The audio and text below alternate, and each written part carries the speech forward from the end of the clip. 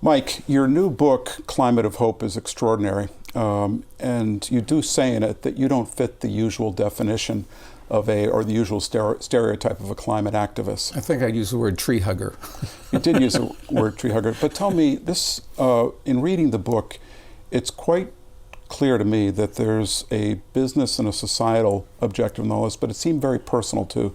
Tell me what motivated all this work for you. Well, I got interested back when I was on the board of Johns Hopkins in public health. And the head of the public health school explained to me, and I thought it made a lot of sense, it would be better off to prevent rather than try to cure.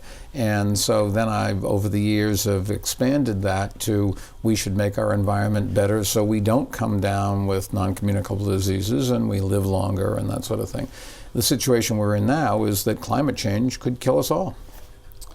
You focus in the book on the role of cities and states and communities and the impact they can have on combating climate change and improving the environment. Is there really a way out here without the federal government playing a big role? Quite the contrary. The federal government really has very little to do with all of this, I think. We have been closing coal-fired power plants at roughly the same rate since Donald Trump got elected as we did during the Obama administration. The federal government can pass some laws to force coal-fired power plants, for example, to pollute less, although the social pressure in the neighborhood and from stockholders and from employees may very well accomplish the same thing. Where the rubber meets the road, where you can do something about climate change is you and your house, you and your company, your local city government that runs the buses and that sort of thing, a little bit at the state level. But the truth of the matter is the federal government doesn't have much to do with it. Now, it would be helpful if Donald Trump were pro-environment. On the other hand, every time he comes out and says something against the environment, the donations keep rushing in to help us close coal-fired power plants. So the same thing with guns. I keep saying to myself, Donald, just keep going. It's useful. Your point, though, about the importance of cities and localities and states is quite unique in this debate. Was that influenced by your role as mayor here? Yes, because when you're mayor, and in many cases governors as well, if you get flooded out, you don't call your congressman, you don't call your senator, you don't call the president, you call a local official who you can get on the phone and where the newspapers can write a story as to whether or not they gave you satisfaction or tried to help or whatever. The further down the chain you go in government, from the president, I guess, to the most junior person in government, the services are delivered at the bottom by people who are actually out there, handing out a bottle of water, getting a permit so you can build a barrier, convincing the city council to buy non-polluting buses. It's those kinds of things. And as a mayor, the public, when they're not happy, your job is on the line, and you know it. And so there's much more responsiveness to actually doing things rather than planning them. And a good example would be the people that are running for Congress, some of them are for president, just said, we have a plan for 2050. Well, if you do the math, that's roughly, I think, 31 years from now. 31 years from now, we could all be dead. And I find that offensive when they do that. It's just, and they're not going to be around, they're not going to be in office, they may not even be alive. Right. And what you need to do is to say, okay, we're going to do this year. We're going to get it done now. And the latest campaign, this Beyond Carbon campaign that we just started, our commitment is to try to get rid of all coal-fired power plants by 2030. It's 11 years from now. We'll get most of them long before then. We've already gotten ways. We've closed 290 out of 530 coal-fired power plants, and the rate continues. So we are getting there, but we're getting there in a time frame that may not even be quick enough. But it's certainly not a ridiculous thing. 2050 is saying never. 2050 is saying, I'm just trying to get you off my back, leave me alone. I want to get some donations from the coal companies and from natural gas companies and from you. And the only ways I can do it is to promise you something that they'll live with because they know it's never going to happen. Right, and kicking the can down the road. Yeah. Can you talk a little bit more about coal? You've been focused on coal for a long time. Why is the focus on coal so important? Coal is the single dirtiest fuel you can burn today. A heavy bunker oil in ships on the ocean would come close Natural gas isn't great, but it is somewhat better. What you really want to do is go to renewables, solar and wind and hydro and nuclear. Those are the four sources that really will, given current technology, now maybe someday fusion might work, but it's 20 years away, and it's always, the old joke is it's always going to be 20 years away. But these other things, each has its problems. If the sun doesn't shine, or the wind doesn't blow, or there's no water behind the dam, or the nuclear plant has to be closed down for maintenance for a while, you're not going to have all the energy you need all the time. But in a pattern where you can transmit energy from one place to another, where you can store it, and storage and transmission are both getting better, that really is the solution. And the good news is the economics of renewables, which we need to stop the pollution to save our lives. The economics of renewables are getting better every day. And nobody thinks that there's much potential in the economics of coal or natural gas. What you could have is carbon capture and getting some of the carbon out of the air today and keeping any new carbon that's generated contained. And people are working on that. There's lots of different plants, different kinds of trees and bushes that absorb more carbon, chemical ways of doing it. There's a whole bunch of things you could do trying to capture it before it gets out of the plant. None of them are scalable at the moment. None of them are going to be scalable in the immediate future, but there's a lot of science being done, and that's great. But that may be very well, we may need that. You may be getting to the point where all the warming is irreversible. What's happened in this year in particular, that we had 123 degrees in India, 120 in California. The ice caps are melting at an alarming rate. The ocean has really started to rise, and it's risen a lot more from extra water coming off the ice caps than from the expansion due to heat. Water expands when it's hotter, and it is getting hotter, so that's raised. But add this other on top of it, and you say, it's only a few inches. But a few inches makes a lot of difference when it's how much water is blown ashore, when the currents and the air currents and the water currents go together and really give you a big problem. Right. You have the impact of tides and yeah, sure. and storm Hurricane surges. Sandy Yes. was not because of winds. It was not because of rain. It was because between the moon and the direction of the hurricane, the water came rushing towards the northeast, right up the Hudson River, and that's where all the damage was done. Right. You chaired or have chaired the Task Force on Climate-Related Financial Disclosures. But Mary Shapiro's the one that's doing the work. Let's give her credit. But and you've put a lot of energy into it, and Mary's done extraordinary work, Yeah. and I've had personal experience with Mary. Why is financial disclosure so important? I'm a big believer in competition. And I think if you're challenged in a competition to do something, you will do more of it and do it better and do it faster. I think there's a lot of evidence of that.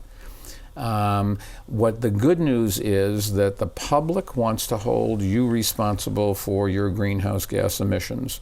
And ESG, environmental and social and governance, has become a very big thing. Your investors want to know what you're doing in it.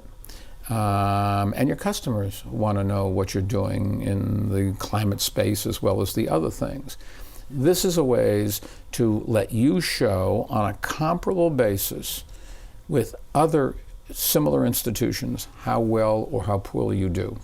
And the belief is that if you are forced to be in competition with them by your customers, employees, and the regulators, it will get you to do more of it. Right. But we have a similar organization in the United States, so you can be compared to others. When you go in and you run money and you go in and you ask a company, what's your third quarter earnings going to be? You, even before then, generally ask, what are you doing in ESG? Right. Everybody all of a sudden feels great pressure. That's great, but you got to turn it into something. We have a saying at Bloomberg, if you can't measure it, you can't manage it. And here's a ways for you to measure it and show on a comparable basis versus everybody else. And hopefully you'll all try to make things better. With the adoption of the disclosures, how do you view the role of investors going forward in this climate change? All of the progress that we are making is made by individuals or companies. Individuals, what can you do? Turn off your electricity, your air conditioning before you go to work on a weekend or on a day in the summer. Drive a more fuel-efficient car. Switch to LED or compact fluorescent light bulbs. I mean, paint your roofs white, which is a very big deal in New York. We have a lot of flat roofs. Those kinds of things you can do. Companies, they can adopt practices that pollute an awful lot less. Your incentive is you want to reduce your electric bill. They've got to have an incentive, the companies as well. And the incentive is your stockholders are asking you to do it. And they can reward you or penalize you with the next stock transaction, up higher or down higher. And that's that kind of competition really brings out the juices and gets people to focus in a ways that they didn't before. And you say, well, shouldn't companies do it for altruistic reasons? Yeah, but there's nothing. Capitalism's a very powerful force, as we all know.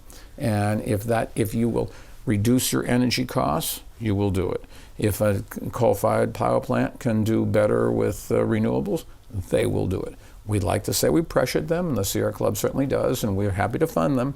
But in the end, the most powerful force that we are subject to, I think, is capitalism.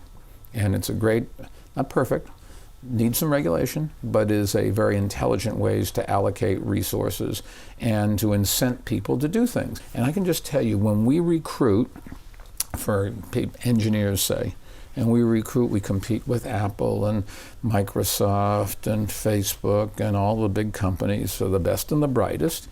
When we say, go to work for Ron, you'll make a lot of his stockholders wealthier. Go to work for Bloomberg, and you're going to, since Bloomberg gives all its profits to the foundation, you're going to help cure cancer and malaria, you're going to help the arts, you're going to help education, you're going to help the environment, those kinds of things. And it is a very big incentive to get young people to come to work for us. It really does make a difference. Yeah, I'd agree with that. I think that we see as much pressure ourselves from our employees as we do from our investors. Yeah. You're also the UN Secretary General's Special Envoy for Climate Action. What are you seeing outside the U.S., and what can the U.S. learn from outside the U.S.? Well, it's easy to say we're doing it and the other guy isn't, and that's always true in some things and not in others. The UK just went 3 weeks without any coal being burnt to generate electricity at all. So they're getting there. We think everything's so automated. In America, there's only 15,000 coal miners left.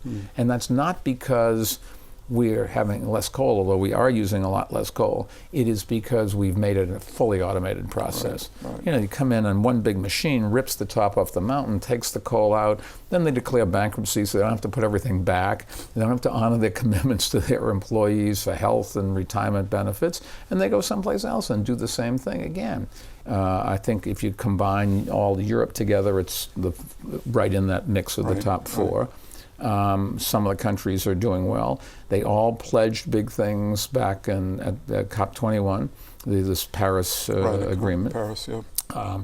Some of them are delivering and some are not. But what you really need to do is to get the public saying, hey, I see climate change. I don't want that to hurt me. I see people, my kid's just gone to the hospital with an asthma attack. I don't want to have that happen again. I don't want to come down with stomach cancer from some dirty water. I want to do something about these things. And if you want to do it, you can get it done. And we just go on and on of trying to kick the can down the road, trying to find a painless ways to do it. There are a lot of things you can do that aren't very painful. Does it require sacrifice? Some, yes, but what it really requires is change. Al Gore and I painted a roof white over in Queens, I think it was, could have been in Brooklyn, 15 years ago. And there we're up on the roof. We're up on the roof with a roller on these long sticks, and Al and I are hoping the paint doesn't get on our suits, and we're painting the roof white, and the press is all there and that sort of thing. And the press made fun of us. It was very funny unless it was about you. So Al and I didn't like it, but everybody else did. And the idea of painting a roof white, incidentally, is your, in our case, Con Ed, but your energy bills go down by 25% overnight. Right. Because the white paint reflects off the sun, and you use a big chunk of your energy in the summer for air conditioning. So if you could reduce that, you'll reduce your expenses. 2 cans of paint cost you, I don't know, $100 maybe. Your electric bill can be thousands of dollars a year, so it really makes some difference. Does the public pay any attention to this? Cynics say, nobody cares. When you take off going back to Boston from here, look out the window, every roof, and if I'm wrong, it's by 1%, every roof is painted white. Yeah. Because the public isn't stupid. If I just paint my roof white, I can save it. Give me a brush. Yeah. Yeah. And that's in fact what they did. Yeah, and that seems to be what's happened. People are now, they see the science, but they're now seeing, here's what I can do. Yeah, and when you say it doesn't affect me, you just look in the television, you see the forest fires, Right. you see the reservoirs that are too low to generate energy anymore. I was talking to some farmers in Iowa. Their big problem is Canada has warmed up enough so that they are now growing the same crops in Canada that they were growing in Iowa, and it's competition for the farmers, which they're not happy about because it reduces how much they're going to get for their crop.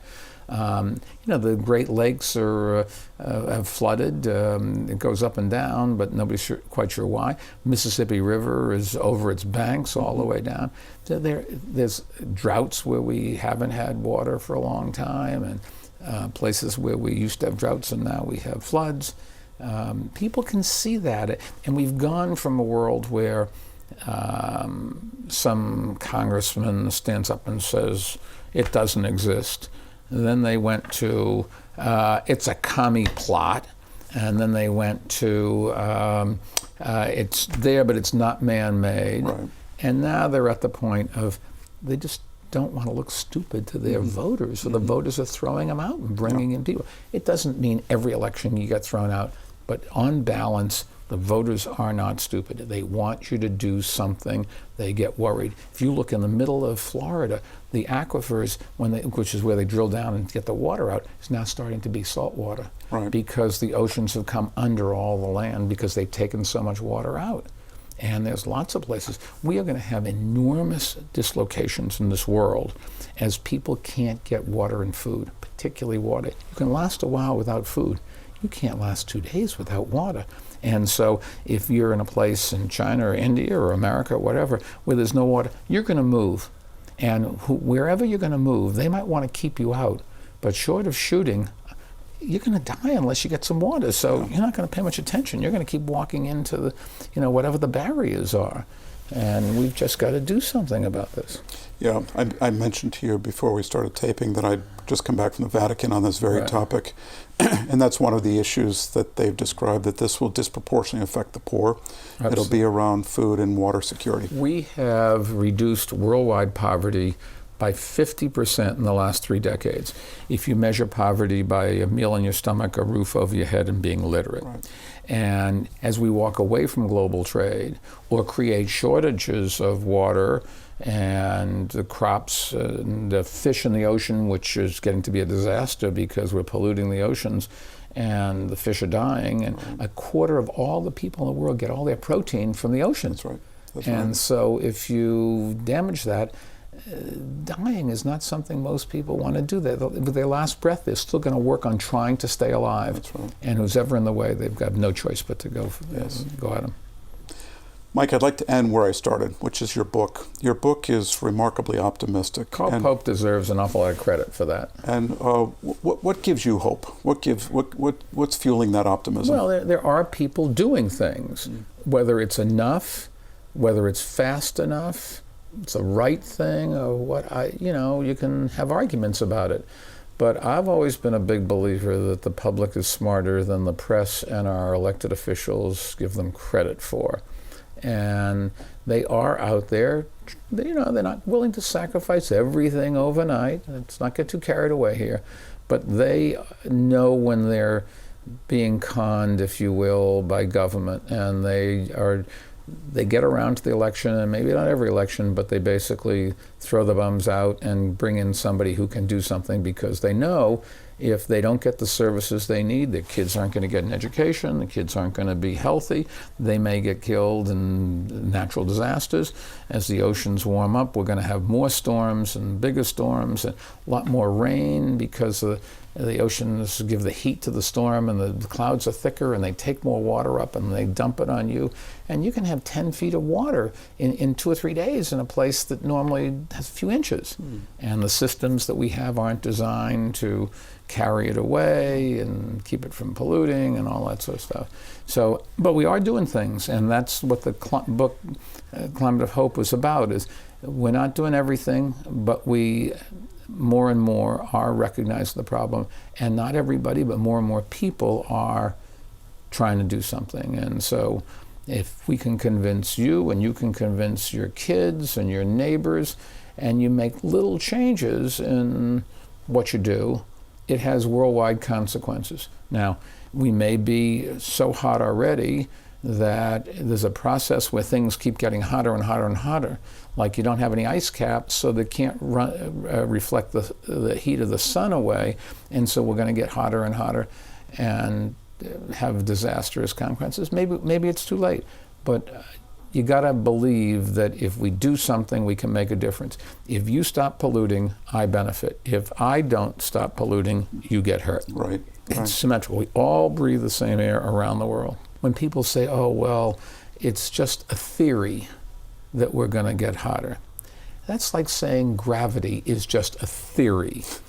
And, you know, if you fall off your chair, let me know when you hit the ground what you think about theories. Right. Theory is a scientific term because even Newton was proved wrong. Einstein gave us a better ways to look at it. But if you slow down the speed of light, Einstein's formulas work right into Newton's. And there's the old joke, the apple doesn't fall away far from the tree, but sometimes trees grow on inclines.